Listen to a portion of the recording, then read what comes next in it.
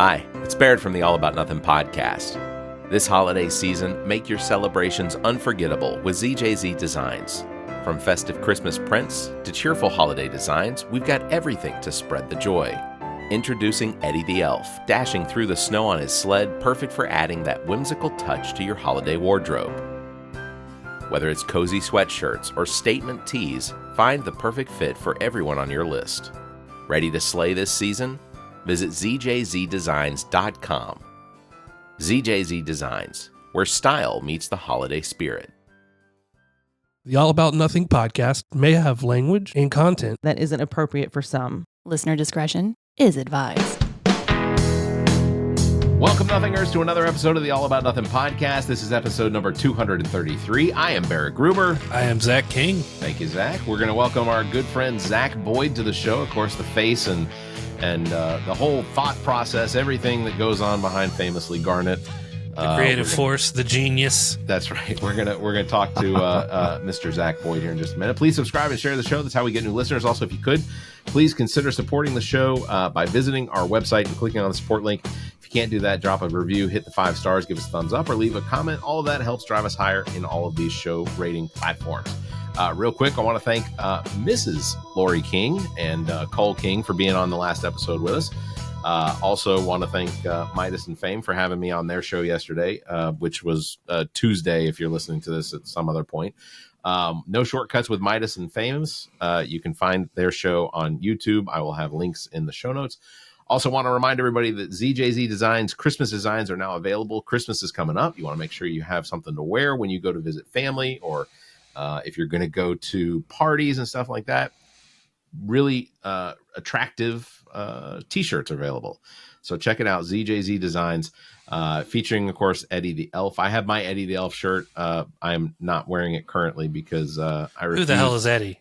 Eddie? Eddie the Elf. It's kind of like Eddie. It's kind of like Cousin Eddie, just wearing less bottoms. Everplay Sports and Social, also Everplay sportsandsocial.com. Tuesday Bowling is signing up right now at Bolero. Registration is going to wrap up, register before December 19th. So do that, everplaysocial.com. All right.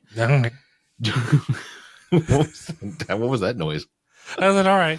Whatever the Eddie the Elf is, we're going to let that go. You know what? Next recording, I'll make sure that I'm wearing the shirt. We're close enough to Christmas. I'll wear it. All right. Joining us today is Zack Boyd, the passionate voice and face behind Famously Garnet, a social media hub that keeps fans engaged with all things South Carolina Gamecock. Zack is also the host of the Welcome Home podcast, where he dives deep into Gamecock sports and the broader world of college athletics. His dedication to covering the highs and lows of South Carolina sports, along with his expert insights, has made him a go-to source for fans everywhere. Welcome, Zack Boyd and Famously Garnet. Welcome, Zack. Appreciate back, it, guys. buddy. Yeah, it's good to be back, man. We're not in the studio this time, so kind of throwing back a little bit. Yeah, we've all been Riverside boys now. Yeah, we're part of that team. Hey, Riverside works. That's what we do the show on, man. Riverside has been great for us so far. We're at episode 163 now, I believe. 64. Congratulations! So. Yeah, y'all are coming up on our numbers. Barrett, we have to do more. We published almost 70 episodes this season. That's true. Like, this was one of our most robust seasons. Wait till season 8. Season 8 starts in January. We're gonna crush it. There's gonna be 2 or 3 episodes a week, Zach. Well, so let me ask Zach, who is the team in chat? Chime in. What team got screwed the hardest in last night's college football playoff poll? It's the only team that has won so many games so far straight in a row. It's the one that's won the most, and it's University of South Carolina. And look, you can take the Garnet glasses off per se, right? You can take the Garnet glasses off, but it's a team that has won 6 straight in a row, and that's against 4 top 25 opponents at the time.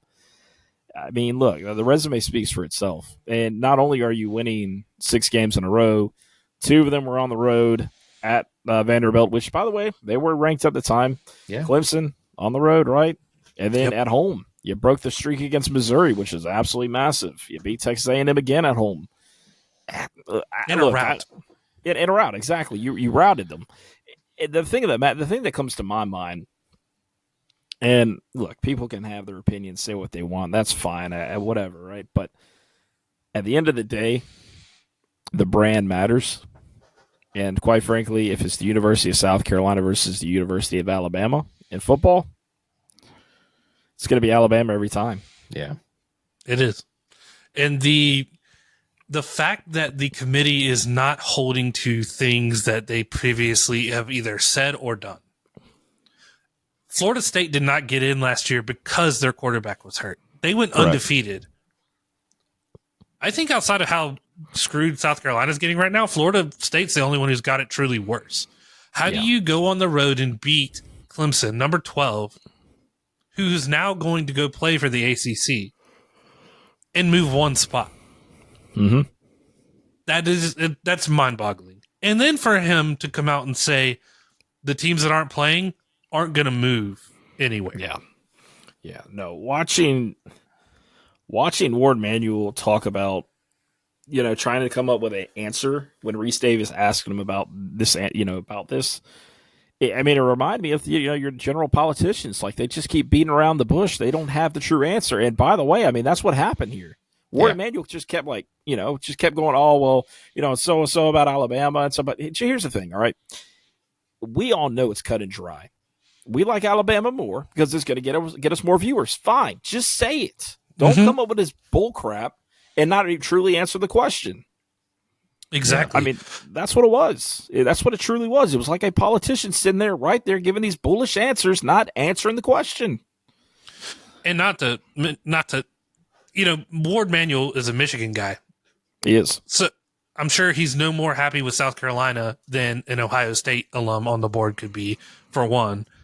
Two, how many teams are ahead of South Carolina that have 0 to no top 25 wins? Ranked opponent wins. Quite a few. So it's not even just South Carolina going like, we lost a head-to-head to Alabama and Ole Miss. Head-to-head has to count. Absolutely head-to-head has to count. Losses have to count too. Dirtbag losses have to count too. They don't want, for all I'm seeing, you got your Indianas and your Boise States. God love you. Your running back is a killer. But you're not doing it against the same people that all these other teams are doing it against. Rocket Sanders, put him as the running back for Boise State. Who's to say he doesn't have those numbers, if not better? Fair enough, yeah. It's just so rigged. It's a who's who. And then for Clemson to have their 3 losses and say they upset SMU to get in, you're going, dude, I can't believe that. Yeah. Because they'll look back at us and be like, yeah, you beat us, but look at us. We're in the playoffs. Like, well, and take it back a few weeks ago, right? When the playoff rankings initially came out and South Carolina was ahead of LSU. Yep. And they talked about in this particular ranking,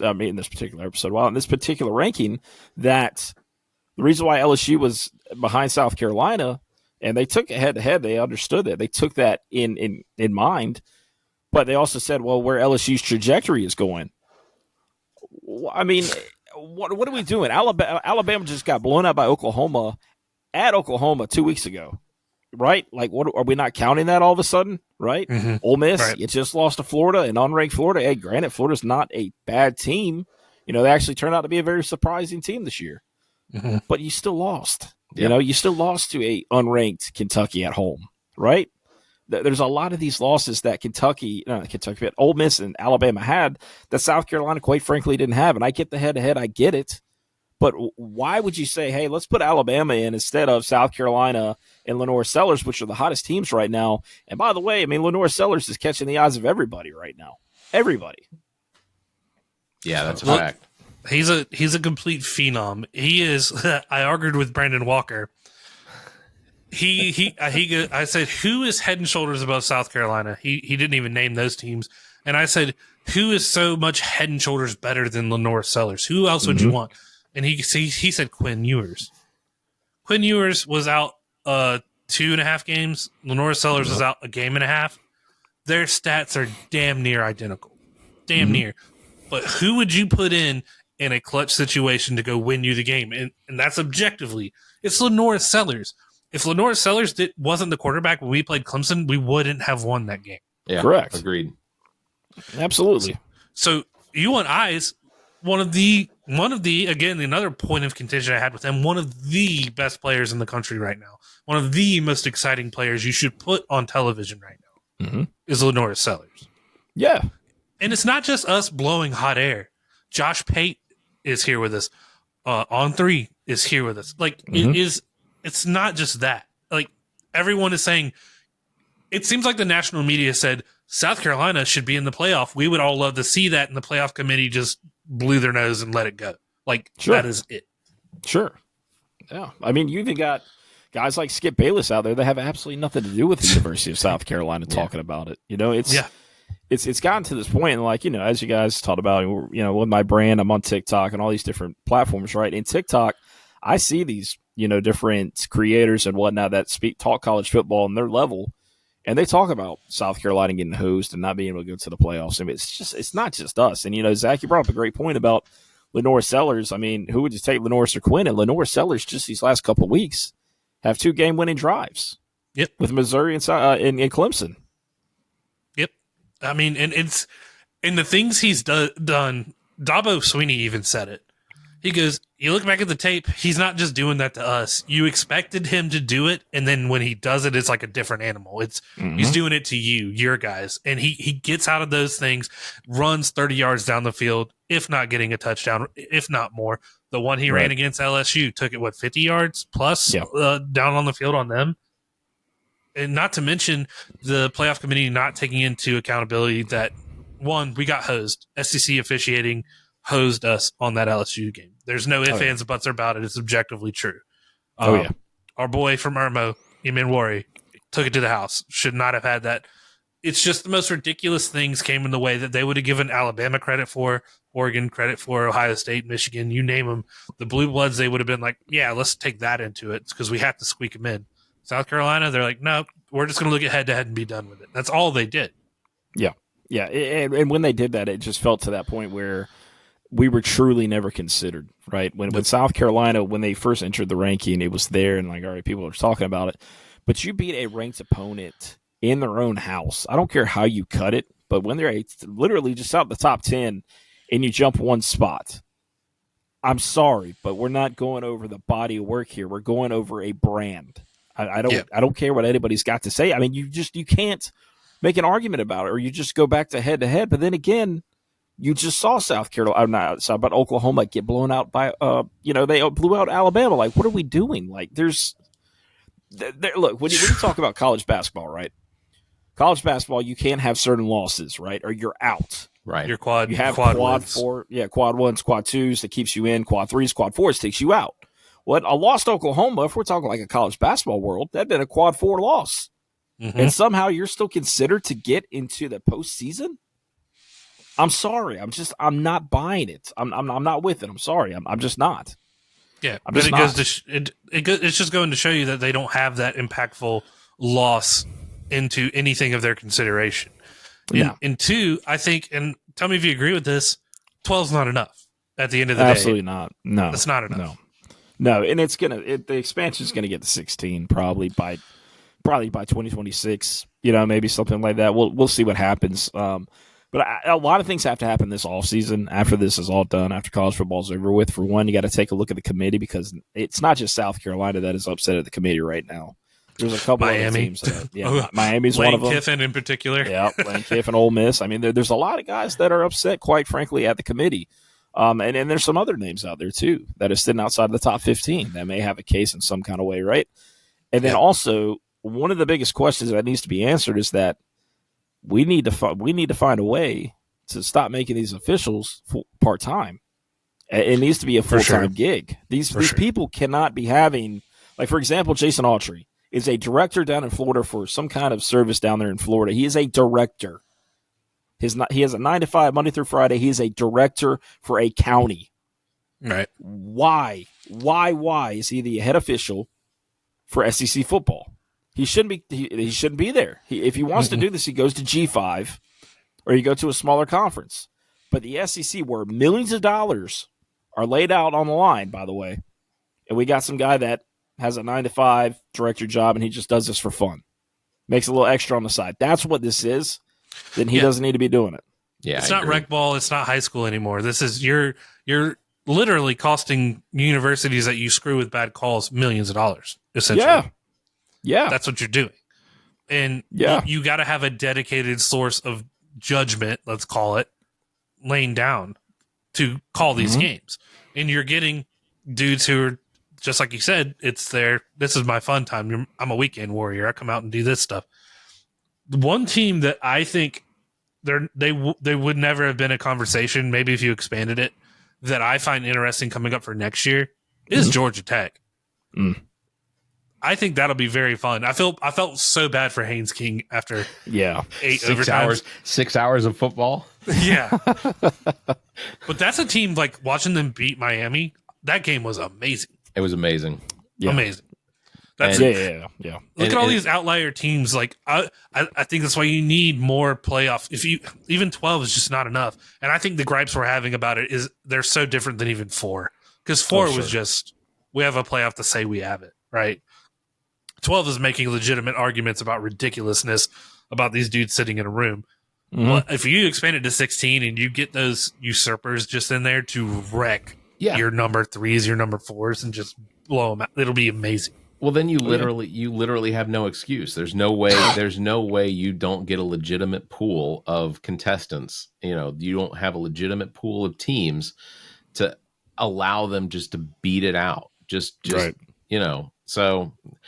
Yeah, that Georgia Tech game, I lasted until the second overtime. The third overtime was just about starting before I finally succumbed to my toxins and fell asleep. You know, and it was amazing. You know, I've got plenty of friends that went to Georgia, and you know, they rubbed it in. Sunday morning or Saturday morning, it was a lot of text messages. Hey, did you see that game? Did you see the way it ended? It's like, yeah, in a safety. So congratulations, Georgia won on a safety. But it was just a beat down game, and I told him, look, I said I'll give kudos to Georgia because, you know, if you give Georgia enough time to wear you down, that's what happens. I mean, they basically backed Tech into the corner, and they won on a safety. And Georgia Tech just didn't have the energy to come back. It was a fantastic game, and I'm disappointed for the loss. But Georgia Tech loses to Georgia almost every single season. So, you know, I fully enjoyed Georgia getting such a difficult schedule and then getting the surprises like Georgia Tech. You're like, like. It's like, you deserve it, because there's so many times that we were playing Alabama and LSU and they're just like, yes, basically we got Mississippi State and a really down Auburn going for us. I don't know. I'm still deciding myself about not playing Tennessee and Florida, because those would have been, I think, 2 dubs we could have picked up maybe. Yeah. A little sour. Even Georgia, I think if we got caught Georgia on the full, like, Sellers found his stride, I think Georgia would have been in trouble. Yeah. I mean, Alabama beat them, and we saw what we almost did, tripping over our own tails, basically. So, So, Zach, for our audience, one of the reasons we want to have you on was because, you know, obviously playoff season for football, we're into basketball season, soccer, and softball is going to be kicking in, and you are so ingrained into everything that goes on with South Carolina sports. But I don't want to overlook what Famously Garnet is and what it represents. Sure. Can you give us just what is it that inspired you to start Famously Garnet? What was it about South Carolina sports that was like, I'm going to try and build this brand? Yeah. So it was back in 2017. Friends of ours, we just created a brand called Visor Sports, and we had success with it, right? It was something that was okay, but a lot of people, they just were kind of turned off by the fact of the matter is Visor. They think of Spurrier, and a lot of people are still upset about Spurrier, honestly.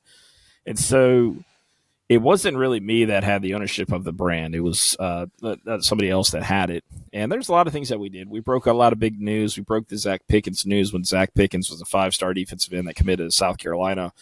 Defensive lineman that committed to South Carolina. We broke that at his high school, T.L. Hanna.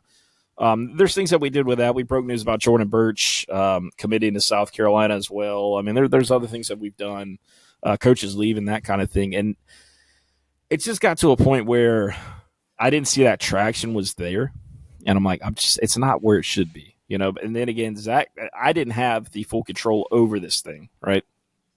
And so I took a moment, I stepped back, I said, is this really where I wanted to, for it to go when I don't have this kind of control on it? So I let go of it, and I'm like, I'm going to start my own thing. And lo and behold, I mean, for me, I've done a lot of social networking over the years, and in that time, I've made a lot of relationships and met a lot of people out of it. And one thing just leads to another, and here's what it comes down to: why Famously Garnet, why the success that I've had. And it's got nothing special to do with me. It's just the fact of the matter is, if you give people the God honest truth about what's going on with the program, and you're not going after clickbait, you're not causing problems or anything like that, and you are a friend of the university per se, like coaches, they know who I am.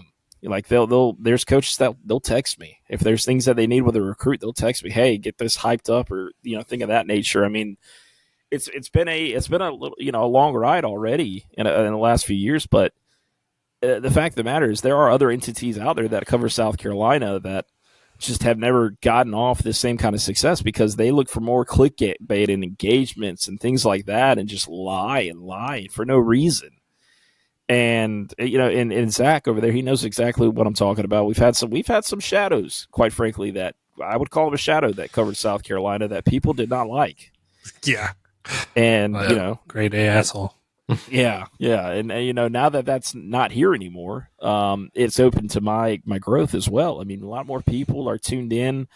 Since I think NIL helps with that as well, being able to get with the players and get to interview them. Because before, with the NCAA involved, you couldn't really interview anybody unless you were like full media with the University of South Carolina. And so that has also opened it up. But the biggest thing, man, is just it's networking and being, yourself. Like, don't come out there and, any of the nonsense. Because like I said, I mean, people have done it and they failed, and they failed miserably. Mm-hmm. So, I mean, that's what's got a lot to do with it. But it's just my love and passion for South Carolina. I want us to be successful in every aspect. I do a lot of stuff with NIL. I do a lot of things in the background that a lot of people don't know about. I mean, there's things that go behind the scenes that, quite frankly, nobody knows about. It's just me helping the athletes or helping do something. Well, you talk about the passion of being part of the university and whatnot. Being a fan of South Carolina Gamecocks, do you find it difficult to find and maintain that objectivity with the platform? Oh yeah, no doubt. The end of the day, there are times that people are going to be upset with you because you have to give them the truth. If somebody's not performing, you give them the truth. Like, for example, Mark Kingston. Brandon Walker. You Brandon, got put the ball gag back. Put the ball gag back in. Yeah, Zach's talking about you. Yeah. But he would sink his low to be in your frog with a ball gag on too. Oh my god, that's great. But you're saying Mark Kingston? yeah, we know he wasn't a good coach, man. And you talk to the players that are surrounding the baseball program and kind of talk more about it, and you truly really find out how big of a doiker this guy is. I mean, he was a pain in the ass, didn't care about the players to that extent, like Ray Tanner did, right, with his guys. On Saturdays, for example, during the football season, he would have the guys out there working out and training and everything else. Paul Maneri, on the other hand, takes over University of South Carolina baseball coach. He's letting these guys enjoy their Saturdays, go to football games, be a student. Yeah, things like behind the scenes have been fantastic. Just watching him, just watching him talk to us, making jokes. Like he was telling, who was it? I think it was Roman Kimball. He's like, "What, you got your sunglasses on? There's what do you got those out here for?" And he's like, "Well, you got yours on too." And he goes, so I do. And he just like walks around. Just the foolish stuff he does. He seems like an awesome coach to play for. Yeah. He's very Ray Tanner-esque. He has those vibes about him. I've had a couple meetings with Coach Maneri, and he's a genuine guy. And when Ethan Petrie, we talk a lot. Ethan Petrie and I, we talk a lot. And the thing about it, he's like, Coach, let's just be guys. Let's just be students, college students. Let's just enjoy. where it seemed like it was more like ran like a business when Coach Kingston was here. They didn't let him, let those kids play. It's kind of like with Will Muschamp, the same thing. I have friends that played for Will Muschamp, and they'll tell you, yeah, he was straight business. NFL, basically, straight business guy. Didn't care about those guys having fun. If it's your birthday, it's just another day in the year, the whole thing with Thanksgiving, right? He had to think about Thanksgiving. Thanksgiving is a meal, not a day.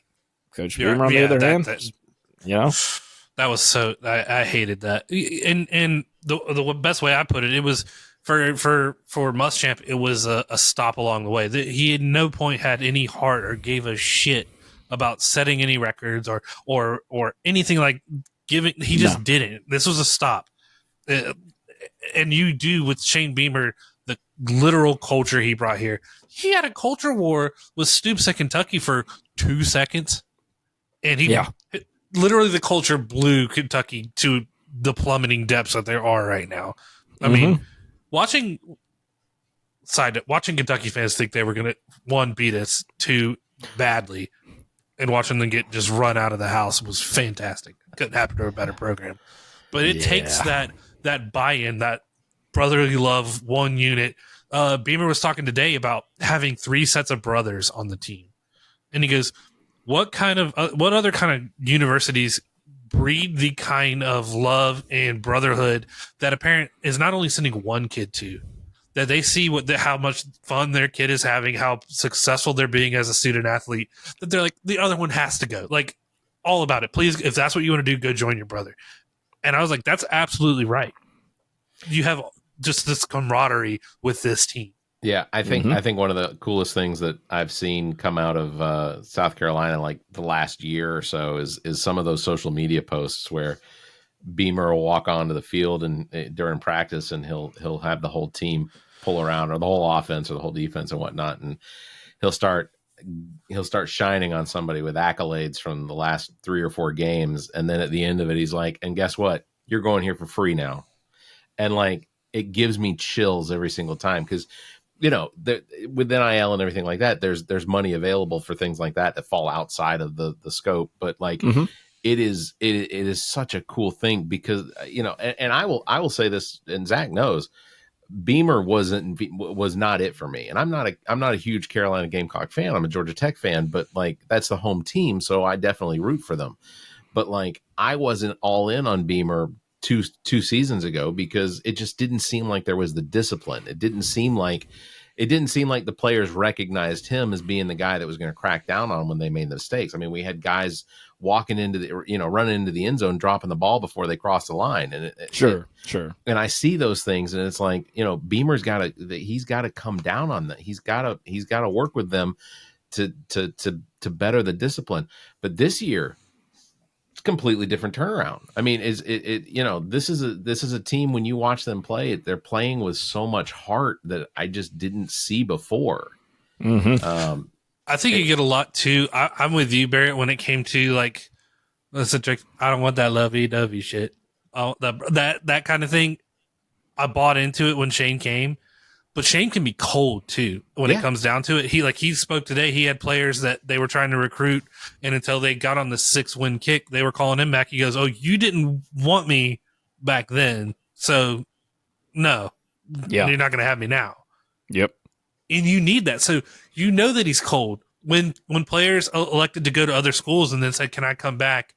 and the way they left wasn't copacetic for his program, he absolutely not.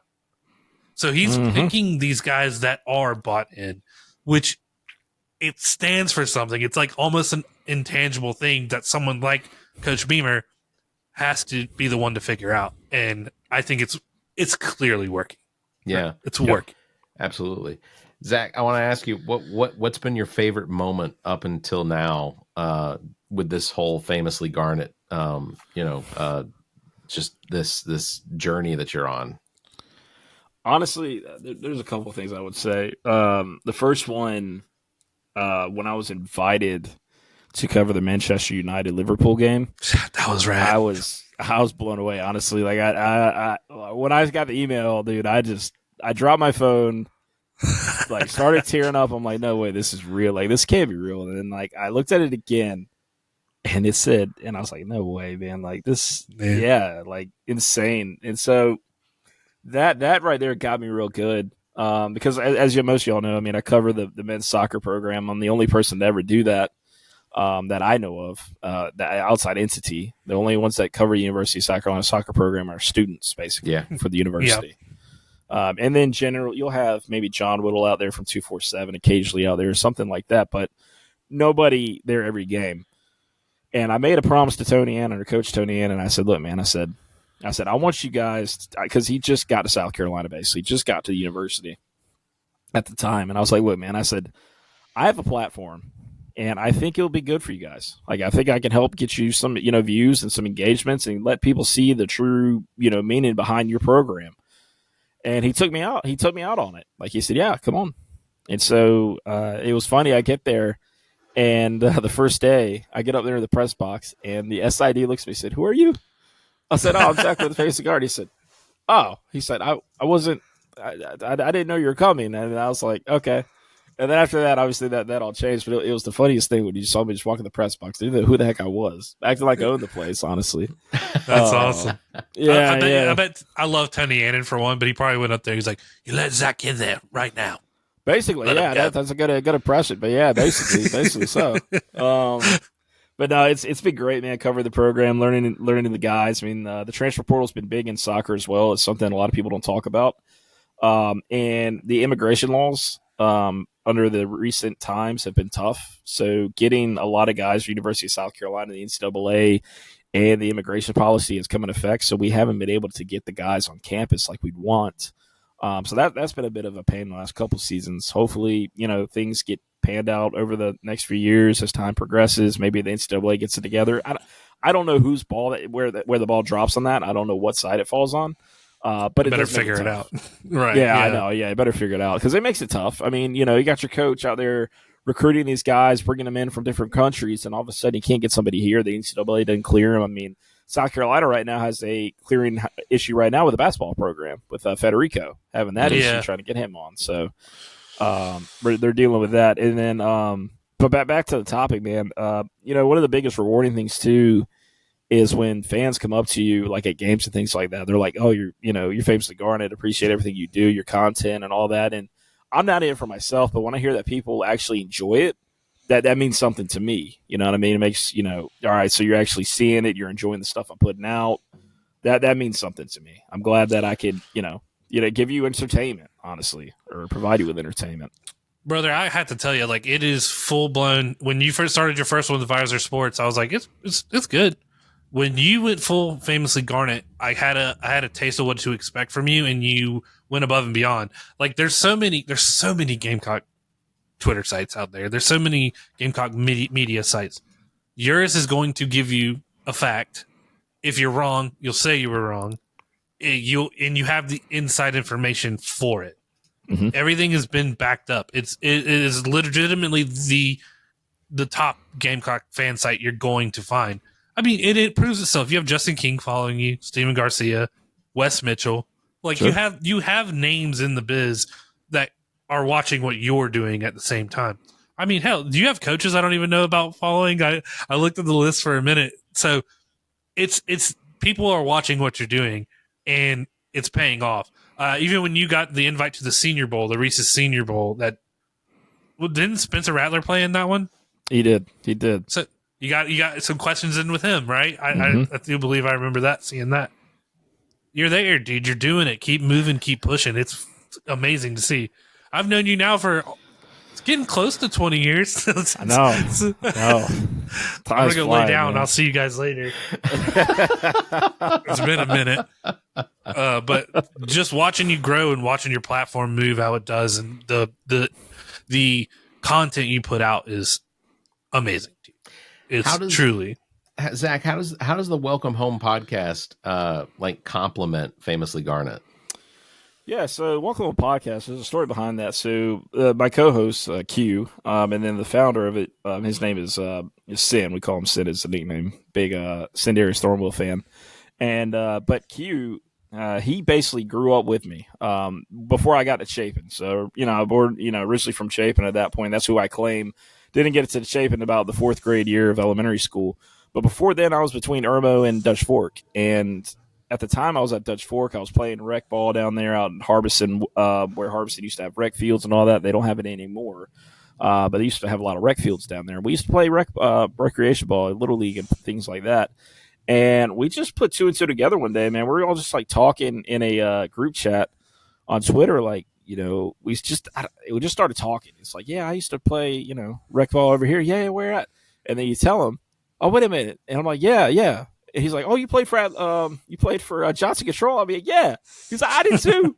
And so you're like, whoa. And then you look and then he had the picture. And then there we are in this damn team pick. I'm like, oh my God, dude. Like, we played ball together. Like, that's insane. And so small world. I'm telling you, dude. So that happened. And so Sin was over. He was the host of the Welcome Home podcast for a while.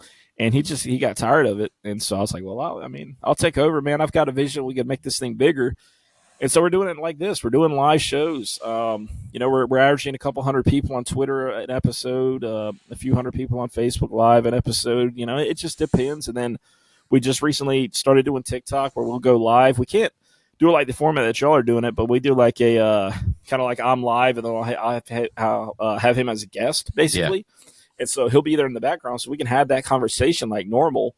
They just can't see him on camera because they don't have X amount of followers. But it's been great, man. We compliment each other, Q and I. He's got intel as much as I do. He knows people in the program like I do. And at the end of the day, it's just relationships that we build. And, man, like the players, the families, like the players' families, like Lenore Seller's dad, Norse, he loves us, man. Like he came up to me. Awesome. We met up after the AAN game, like after we beat A&M. And we just started talking. I'm like, I went up to him, I was like, man, I was about to damn start tearing up when I went up to him. I'm like, man, I said, that came from Lenore tonight. I said, that's the growth we're talking about. That's the development. And he's like, that's it. He's like, that is all it ever needed to be. I'm like, I told fans this. He's like, I know. He's like, I called the last episode. So I'm like, man, so it's awesome, man. It truly is. It truly is. And to be able to turn this into a much more positive situation to where it used to be with this program and the entities that would follow and cover it, it's a blessing, honestly. And I'm hey, man, that's what it's about. That's what it's about. It really is. It's such a cool journey. And, the fact that, because you still have a day job though, correct? Sure. I do. All of what I see publishing on Facebook and X and everything, like, the fact that you have the ability to do that and have a family and, a regular job is just, Zach, are you a vampire? Do you not sleep? I mean, there are times. I mean, I might be editing till the AM-ish hours of the morning. It's one of those things. It's getting tougher though. I'm not gonna lie. It's been real tough, and holding a job in the corporate world, right? And then doing this on the side, it kind of takes you out of it. You're like, you do your job in the corporate world, right? And then you do this on the side to get you out of it. But it's also at the same time, it's like, I really want to be doing the Famously Garnet thing full time and just get out of the corporate world in general. Cause it's all about following the American dream, right? Following the thing that you want to do in life. Yeah, for sure. And if you love what you do, you never work in a day in your life, right? So it's like, that's what they say, brother. Yeah. That's what they say. Yeah. Let me put this little bee in your bonnet. If South Carolina or Welcome Home podcast does not use Cody and Cambria's Welcome Home that we all know from Guitar Hero, at some point I'm going to lose it. Like, it's just so apropos for the entire thing, and that song hits so hard. Yeah. Like, everybody knows. Like, maybe one day we run out to the field on that after 2001 plays. I don't know. Maybe some Welcome Home. Ever since Welcome Home was like the moniker for everything, for all the commits and stuff, I was just watching. I was like, at some point this song is going to play and they're going to vibe. It's going to be amazing. It's never happened. So I'm throwing that task to you. It has to happen. I got to hear it one day. So I'll see if I can get Justin King's ear about it. See what he has to say. He follows you, so I'm sure. Just let him know. I'm trying to find the picture I took with Lenore Sellers at the Fireflies game earlier this year. He finally had to look at Barrett and said, "If you leave me alone, I'll take a picture." Look. He was a gentleman. I joked about him wearing glasses, and then how long did he go into the season before he started wearing contacts? What, the second game? Yeah. But that's because people kept going, "I don't think you can see." I was like, "I'm pretty sure he's been wearing those glasses a lot longer than you have." So I don't know. Yeah. He could see. He was fine, but the contacts, I think they probably helped. So, let me ask you this. College, how do you see the future of college sports media coverage evolving, and how does Famously Garnet fit into that plan as far as how are you going to adapt? Yeah, so I think as time progresses, NIL is going to become a much more steeper thing. These players could get a big, get a big head in their mind, thinking that their value is worth more than what it could be. And essentially, the thing about it's got to come down to, if that happens, is it, what is their cost going to be, right? Because some of the guys we did absolutely pay to get on the show, and as we should have. I mean, it's paid for their time. It's going to them. It's part of the Garnet Trust. I mean, why not? Why not? So, kind of looking at that, it depends, right? I will say this: the way it cannot try to get off too topic here, but the Garnet Trust and NIL for South Carolina is becoming bigger and bigger by the day. So.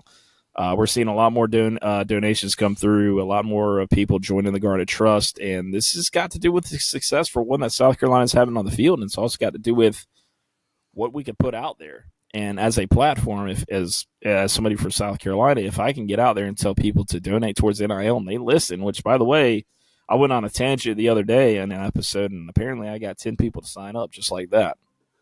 Don't know what it took. Don't know what they're putting in it. I don't care, but apparently it works. So, but kind of looking at that, really, man, is coming down to NIL, and I think it just gets easier, man. I think it just gets easier to really get in there with the program. As far as on my side of things, because the way things are right now, I don't have to answer to anybody. I don't have to answer to the SID of their football program or basketball, baseball. I can have my conversations as freely as I want. Yeah. Yeah. So I mean, that's really about it for that. As a Gamecock fan, what's your earliest memory of being a Gamecock fan? Like, what's the first thing that you can remember that I guess is that memory that like set the stone that this was concrete now? Yeah, I think, man. So there's a couple of things, man. We're going to the earlier football games with my dad and whatnot, but. The seasons of the 06-05 years was Sidney Rice and guys like that, watching them play. That did a lot for me. Really fell in love with the sport, though, in college football in general at the University of South Carolina. In the 06-07 years, I didn't really – back when I was younger, I didn't know if I was going to go to that full sport route because I liked I liked skateboarding back then. I liked the old Pokemon card route, you know what I mean, video games. I was into everything. But it just got to me sports at the end of the day in high school. It really opened up.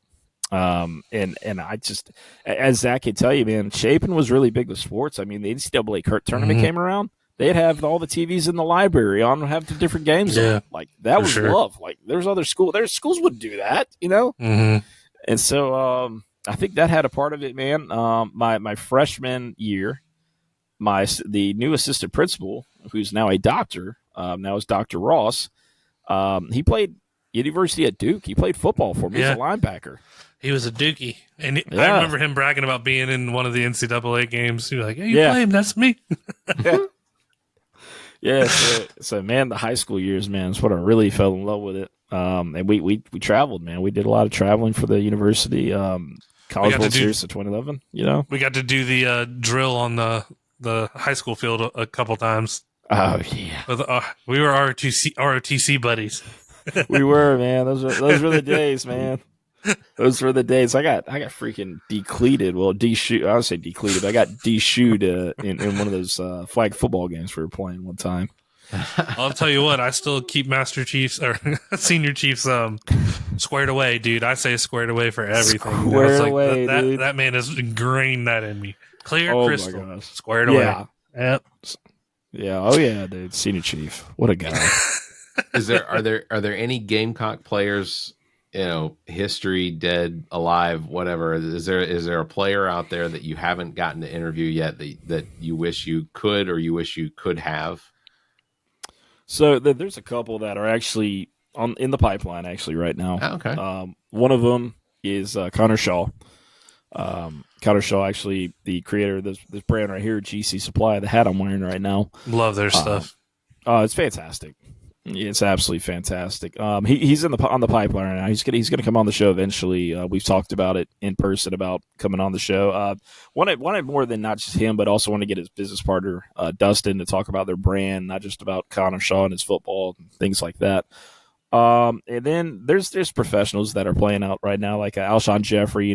He's not playing in the league anymore. I'd like to get Alshon on. Xavier Leggett. I would love to get Leggett on because I think his accent would throw everybody through a true loop because that's who he is. He's not putting on a show. Come on, man. I'm on a podcast right now, man. Come on now, dude. That's I love it, dude. That is him, dude. Where was that? The Senior Bowl. He comes on me. He says, "Is that man? Yeah, you flew out there. You flew all the way in over there." I was like, I did fly out here. He's like, he made that love, man. That's a real love. They had him, and I know you saw it because Zach's also a Panthers fan. They had him interviewed with that turkey hat on. He goes, What are you eating for Thanksgiving? He goes, "Man, my cousin done called me up. They got that coon fried up. I'm looking forward to that coon." And I'm like, Southern as he gets, dude. Like, he's not playing. He's talking about eating a raccoon. Like, that is it. That's While Mullen, wearing South a turkey Carolina. hat, Mullen, South Carolina, man. That's my it. horse, I'm telling you. Dollar Bill. Oh, that's great. Like, even when he was interviewed at South Carolina, every time if I'm watching an interview after a game, it's Xavier Leggett just to hear what the hell he has to say. Mm-hmm. I tell you what, between him and Bryce Young and the Panthers, I did not have any fear of beating the Panthers twice this season, but I seeing them play the past few games, several weeks. I mean, Carolina looks like they're making I mean, they're not going to make it to the playoffs, but they're making a run to make sure that they're going to piss some people off at some point this year. Yeah. As long as you keep putting Adam Thielen on that stretch rack so he can go make these ridiculous end zone catches. It's all right. Do what you're going to do because you're doing a little bit better than we expected. Not as good as we want, but it's just it's been so hard. It's been so hard. Zach, do you have any game day rituals that you go through before a South Carolina game? So I try to go to Gamecock Walk every time they do Gamecock Walk for the when the players and coaches come by, just out of respect to them. But what I also like to try to do is get down to Bernie's on game day. I like try to get down to Bernie's and get the special if I can. If I can't, I'm disappointed. But last time I was at Bernie's was the AAN game, and we saw that game went. And then previous to that, it was what game was it? I think it was Kentucky. It was Kentucky last year when Darude came to town and played Sandstorm. So that was cool. Yeah. Oh, that was a moment. And I met Darude after the game, and I tell you what, that guy is so cool, so nice, super nice guy. Super nice guy. People listening, if you don't know, Bernie's is the best fried chicken in Columbia. Preach. So it is. The only person that's even going to come close to rivaling it is White Rock Quickway. Yeah, right. Yes, White Rock Quickway. It's pretty close, but that's not in Columbia.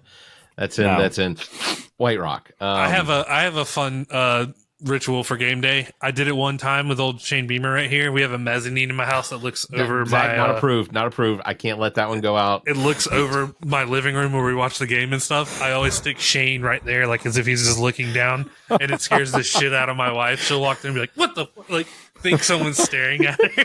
I'm like, he's here for the game. Like, he's just. We won the first one. I did it. Now I'm not going to stop. So my baseball side comes through heavily. I'm like, no, we have to. Zach, that does feel disturbing. Like at some point, poor Shane's going to become so worn out, his head's just going to be bent over. It's like flop. Bro, he's like 3 years old now. He's steady, and they have another one at the same gas station, and I can get it if anybody wants it. Is it the exact same thing? Exactly the same. Yeah. That's hilarious. All right. Well, okay. So speaking of Shane Beamer, and I know we've all pretty much diagnosed ourselves as fans. What are your thoughts on Shane Beamer's leadership and direction up with the football program up to this point? Yeah, I mean, Shane's been fantastic. I had my moments in my reserves before when he first got with the program. And the former players, they really fought for him. They wanted him to play at to come coach at South Carolina really bad. And I mean, Barrett, you already hit on one thing too about discipline, and I was right there. I'm like, I mean, he's still younger. He hasn't truly had this experience as a head coach yet, so I didn't know how it was going to go. And being around these different players, interviewing and talking to them, they really let you know who Shane is as a person. And like, for example, with Lenoris, we had Lenoris Sellers on earlier in the season, him, Jalen Kilgore, Debo Williams, guys like that. And they were talking about what it's like to be with Coach and will he bring the hammer down? And he absolutely will. He'll bring the hammer down. He'll let you know. I mean, he'll put people out on the spot. He'll call you out. But the way Shane has done things at University of South Carolina and the mess that he had to clean up, honestly, before he got here. I mean, my goodness, the problems that Will Muschamp created, not only at the University of South Carolina, not only in Columbia, but South Carolina, but the whole state of South Carolina, was an absolute mess. I mean, these high schools wanted nothing to do with this university at all. None. And that includes donors. He had to go to apologize to donors because of what happened. I mean, it was an absolute travesty, the things that happened before Shane got here. So fast forward to all of that. He's cleaned up all these messes. He's got all these fans in his corner now that he's winning games. I mean, it took him, for him to win games for fans to get on his side. But it's a whole thing with this team. This team was so young coming into the season. Granted, they had a lot of guys on defense return, came back. You had Kyle Kennard, who you added. Sorry, Barrett, but you brought in Kyle Kennard from Georgia Tech, right? You brought in DeAndre Jules, right, from Georgia Tech. And then you got Demetrius Knight from Charlotte. But you brought all these guys in to fill in these spots, these voids on defense. And then you had a quarterback, Lenore Sellers, redshirt freshman. Only playing time was against Furman and a snap against Vanderbilt.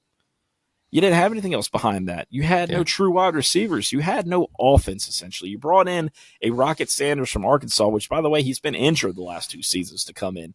So you really didn't know what you had. But you let Shane work with these guys. You let Shane coach these guys. You let him grow. You let them all grow together. And now you just had a 93 season. Guys, you had me on last season, and we talked about what my expectations were then. And I surely thought we were an 8-9 win team. Did I not? Maybe 10 wins. I had. Yeah, we both shot a little over on that one. Yeah. Were we talking about last year or this year? Because last year I think I pegged it. What did I have? 5 wins. It was last year. Yeah, it was last year. You asshole, you nailed it. Yeah, yeah, you did. But here's the thing: like that wouldn't have happened if all these injuries on the offensive line didn't happen. Sure. And so a lot of people didn't take that into account coming into the season. They're like, South Carolina's gonna have another 5-win season. They're not, Shane Beamer's only going to be on the hot seat. He might get fired, that kind of thing. But if you truly look at this program and truly paid attention and knew the health of where they were going to be, the depth that they were going to have on this program, it all starts with the head guy, Shane Beamer. It all starts there. And by God, you went into the portal. You took care of business. You went into you recruiting. You brought in Dylan Stewart, the best edge. I mean, not the best edge player, but the best freshman this season. Oh, absolutely. Yeah, right? He's going to win that. Yeah. Yeah. So, I mean, you got all these factors at the University of South Carolina. It all starts with the head guy up front, man. It's Shane Beamer. And like I said, he's done a fantastic job, and it's not going to stop. It's something that's going to continue. He's going to continue the success. He's only had 1 losing season at South Carolina. He surpassed Steve Spurrier in 4 years in wins. Yep. That's massive. The quickest, absolutely massive. The quickest to 29 wins. Yes. I mean, that is huge. And I not that I'm going to just knock on Clemson, but sure. Shane Beamer is the coach that I think Clemson would have liked to have had instead of the cheerleader that they got. Right. So before even his analysts that he brings in, though, Mike Shula and stuff, like, you're just like, these are pretty big names just to come analyze some ball. Mm-hmm. Well, it's wild. I'll ask you both this. Over under is 3 years. How long before Dabo is no longer at Clemson? Over 3 years, under 3 years. That man is so coveted by so many up in Pickens A&M. Yeah, but Clemson is such a wreck of up and down emotions when it comes to their coaches. I don't know, Barrett. They're playing for the ACC championship right now. Blah blah blah. I mean, come on. Yeah, I think most rational people see that for the joke that it is. Yeah. I think it honestly comes down to what happens on Saturday. If Clemson gets ousted, right, they don't go to the playoffs. I think that's going to put more heat on Dabo. I think it's going to put more heat on Dabo, and I think it ultimately comes down to the transfer portal next season. If he doesn't use that portal, he's going to be out in 3 years or less. It's going to happen because you're not evolving with the game. It's going to get to a point. It's stale. The board's going to make a move. It's going to happen. The AD is going to have to make a move on that. What is his argument against it? So, way I was told, or way I read, Zach, and correct me if I'm wrong on this, but he said, why bring in these guys from the portal when I can recruit basically who I want and kind of do it from there? So, which is exactly. It's a very close-minded way of handling the whole situation because I've also heard that he didn't handle people transferring from his program very well either. He didn't. And it's a very closed-mind way of thinking, and also the same fact. It's like, so you're telling me, okay, a Kyle Kennard or somebody like that, or Rocket Sanders could have helped your program this season. Like Clemson can't truly tell me that having somebody like that could have helped them. Like an inexperienced defensive line could have brought in a guy like Kyle Kennard, had the other side eat while Kyle Kennard was, giving pressure, or vice versa. But you can't tell me that if you're not bringing in people into, pop in these different positions to help out, it's gonna change things. I mean, like, if you don't do it, then what are you doing? Like, you're not doing yourself a service. Like, this game has changed. It has evolved. Yeah. So you want your freshmen to go against juniors and seniors from the transfer portal? Come on, man. That's just a dumb way of thinking. Like, experience over. Yeah. Come on, man. That's a very he's so old school mentality that he's trying to just keep it purely recruits when everyone else is.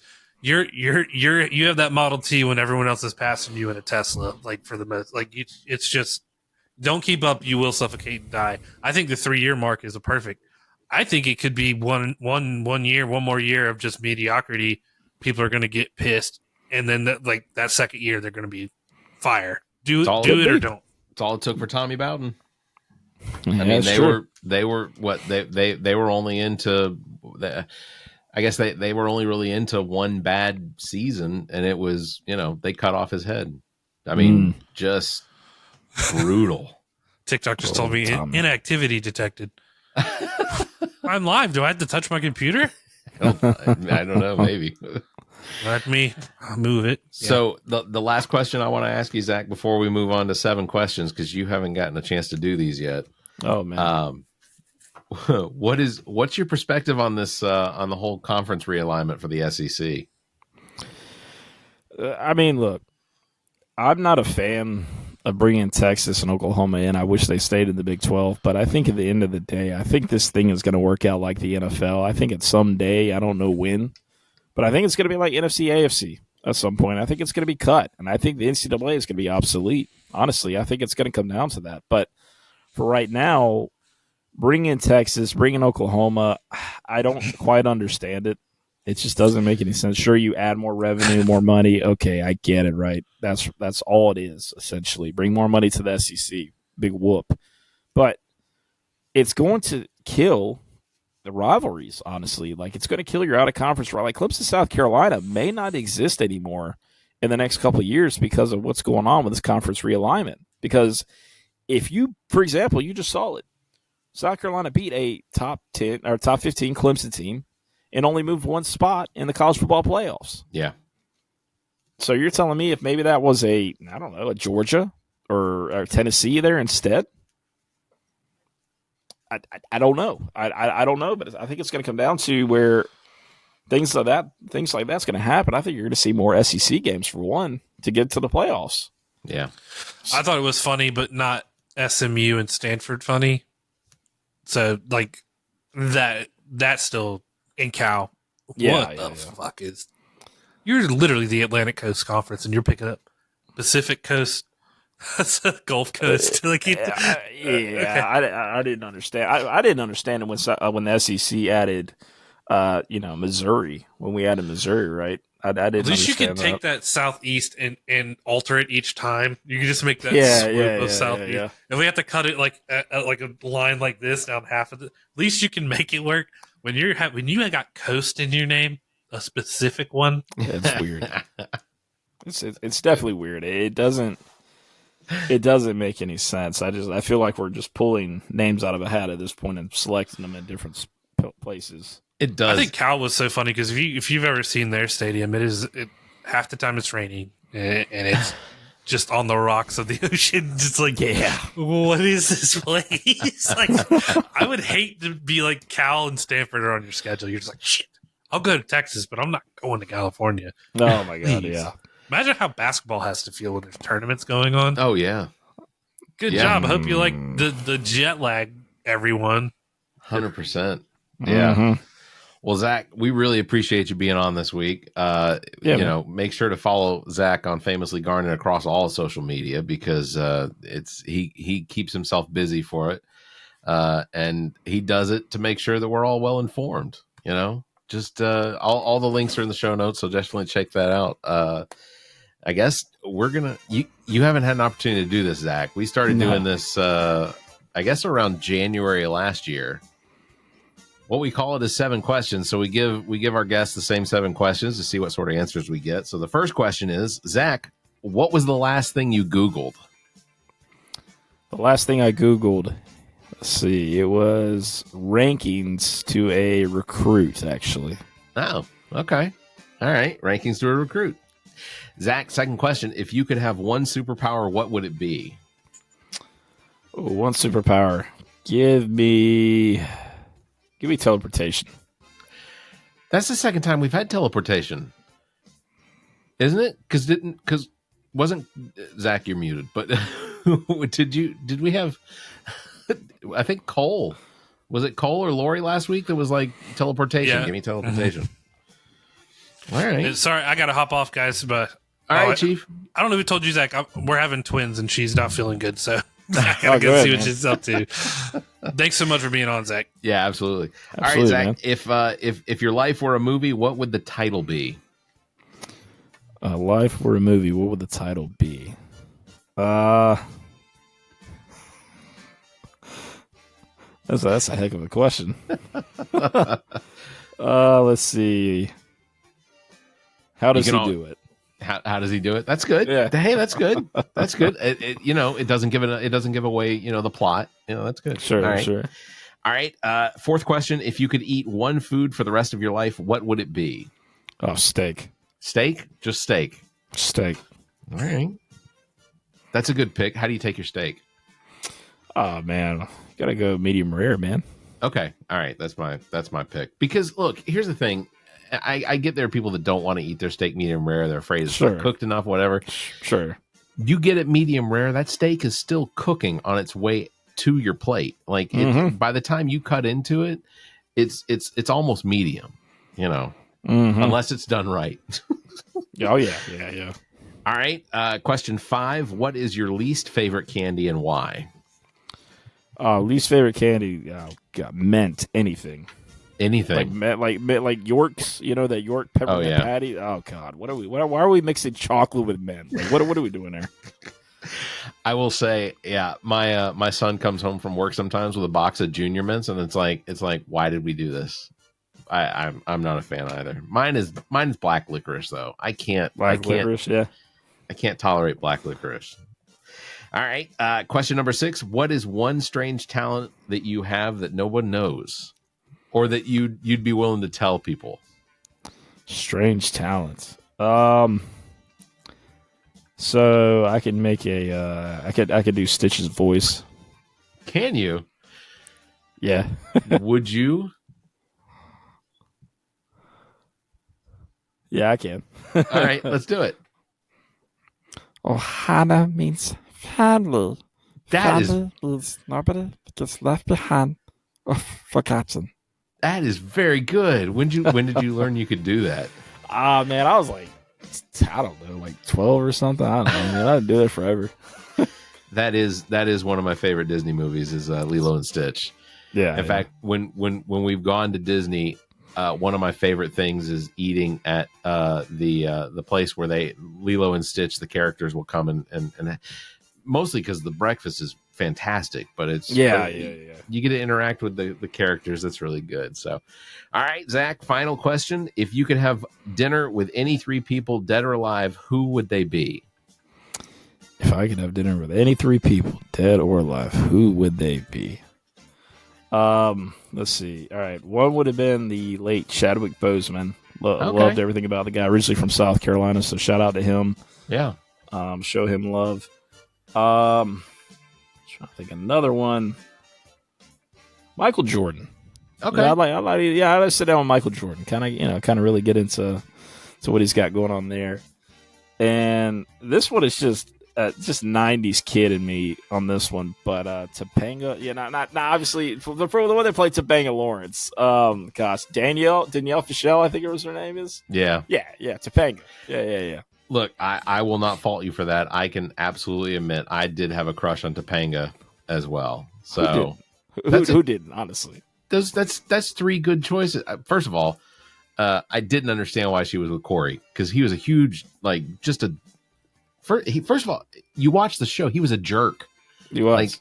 He came across as a jerk all the time. He did. I never understood that. All right.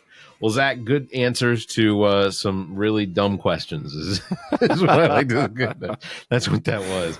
Zach, I want to thank you again for being on the show with us. And again, even under the strict 1 day notice you pretty much got on this, but we thought there'd be value in having you on after South Carolina beat Clemson and then was denied access to the playoffs. And ultimately, Zach's not here to say it, but I think we both want to continue to see Famously Garnet succeed. We want to see Welcome to the Hometown Podcast, Welcome Home Podcast just continue to succeed because it's really cool to see what you guys are doing. And, I wish we had half of your guests. Maybe we can talk about that at some point. No doubt. No, I mean y'all keep it up, man, because y'all are at Comic-Con and all these things, man. Like y'all been doing your own thing. Like don't let me have all the spotlight, man. All About Nothing podcast been really growing. So y'all doing your thing. And what's crazy is we got 3 Comic-Cons we're going to this year. We're going to be Wilmington. We're going to be in Wilmington in March. We're going to be back here in Columbia in August, and then in October we're going to be out in Myrtle Beach. Sick, man. It's a lot of work. We enjoyed doing it, and honestly, it's worth it. Sure. We still have a crap ton of content from Comic-Con this year, where we interviewed a bunch of the guests. Like we got to interview Adrian Hugh from he was in X-Men he was in one of the X-Men movies, but he was also the voice of Nightcrawler. We got to interview the guy that's the voice of Matthew Watterson, who's the voice of Magneto. We got to talk to last year I got to sit down and hang out with Sean Astin for a couple minutes, who is that's Samwise. You're hanging out with Sean Astin. That's badass, dude. Like that's awesome. And then this year I got to shake hands with the guy that's the voice of Optimus Prime for 40 years. Like it's really cool. Did he do the voice? No, I cannot. Roll out. No, my voice doesn't do that. I don't think his voice does that anymore. He and James Earl Jones are probably in the same realm as far as like Hanna-Barbera or whoever it is that does the Transformers movies probably grabbed his voice and has now created basically the entire artificial voice environment. So James Earl Jones's voice never has to be recorded again. There's a computer system that handles all of it. So, but yeah, no, kudos to you. Everybody make sure to check the show notes to follow Garnet, Famously Garnet on all of the social media. You can find links also to the Welcome Home podcast. Zach, again, thank you very much for being on. I really appreciate it. I'm only going to make you sit through these credits real quick, and then we'll be out of here. So thanks for Zach joining us this week. Please, anybody who's missing him in this last 5 minutes, just understand his wife is having twins. And I know that struggle because we had twins 10 years ago, and it gets better. It does get better, but Zach's in that period of time right now between the late pregnancy or moving from pregnancy into the birth, and it's extremely uncomfortable. So I totally get it. So we'll check in on Zach next week. Yeah, all right, that's going to do it. Thanks for doing it. Thanks for doing it with us again, Zach. This is episode number 233. Links to past episodes, podcast platforms, and merchandise, social media, all of that available at our webpage, theallaboutnothing.com. And if you think our financial model of giving away free content and entertainment is silly, and you're in the giving mood, why not become an official Nothing or join us in supporting our show monthly? Members get early access to this episode as well as exclusive content, or you can make a one-time donation through the same link. If you'd like to be a part of the show, you can be a part of the show by calling and leave us a message, 803-672-0533, or you can email the show at theallaboutnothing.com or join our Discord server. Links are available at theallaboutnothing.com. Thank you again, Zach. Thank you, everybody, for listening. You all stay safe. Have a great week, and keep your hands to yourself. The All About Nothing podcast is produced and engineered by me, Barrett Gruber. Thanks to Cake for our intro music, Sick of You. You can follow everything Cake the band at cakemusic.com. Thanks to Muff the producer for our outro music. You can follow Muff on Instagram at Muff the producer. I am Barrett Gruber. You can follow me on Instagram and Twitter at Barrett Gruber, or visit my Linktree /Barrett Gruber. Want to support the show? Visit our webpage, theallaboutnothing.com, and become a member. There are several tiers available, including memberships that give you early access to episodes as well as exclusive content. Visit theallaboutnothing.com. To find links to our social media, merchandise, and past episodes, visit theallaboutnothing.com. If you'd like to be heard on the show, you can call and leave us a message. Dial 803-672-0533. If the time between these episodes is more than you can handle, check out our partner podcast. Zach and I host What the Pod Was That with Carrie Simmons. Visit whatthepodwasthat.com for links and details. Me takes a deep dive down the rabbit hole in episodes of Welcome to Wonderland. Available on all the podcast platforms. Visit WTWLpod.com for details. As well, you can listen to the political and social conversation between Dr. Jamela Brooks and Bill Kimmler on Black, White, and Blue in the South, available wherever you listen to podcasts. Please subscribe and share this show. If you're on YouTube, please like and hit the notification bell. Thank you for listening.